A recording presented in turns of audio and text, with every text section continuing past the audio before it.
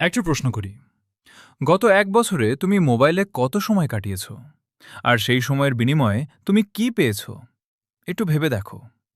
আজকের পৃথিবীতে সবচেয়ে মূল্যবান জিনিস টাকা নয়, সময়। কারণ টাকা হারালে আবার উপার্জন করা যায়, কিন্তু একবার চলে যাওয়া সময় আর কখনো ফিরে আসে না। অনেক মানুষ জীবনে ব্যর্থ হয় প্রতিভার অভাবে নয়, বরং সময় নষ্ট করার কারণে। তারা প্রতিদিন ভাবে, আগামীকাল থেকে শুরু করব, পরের মাস থেকে বদলাবো, একদিন সব ঠিক হয়ে যাবে। কিন্তু সেই একদিন আর আসে না।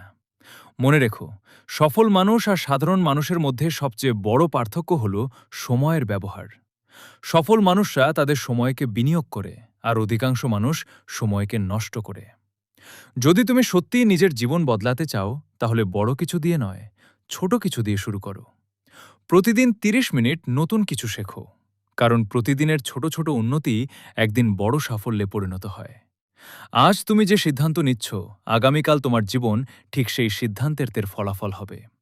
তাই অন্যের সফলতা দেখে সময় নষ্ট করো না, নিজের সফলতার গল্প তৈরি করো। মনে রেখো, ৫ বছর পরে তুমি আজকের কষ্ট ভুলে যেতে পারো, কিন্তু আজ নষ্ট করা সময়ের জন্য আফসোস করতে পারো। তাই আর অপেক্ষা নয়, আজ থেকেই শুরু করো, কারণ তোমার ভবিষ্যৎ তোমার হাতেই।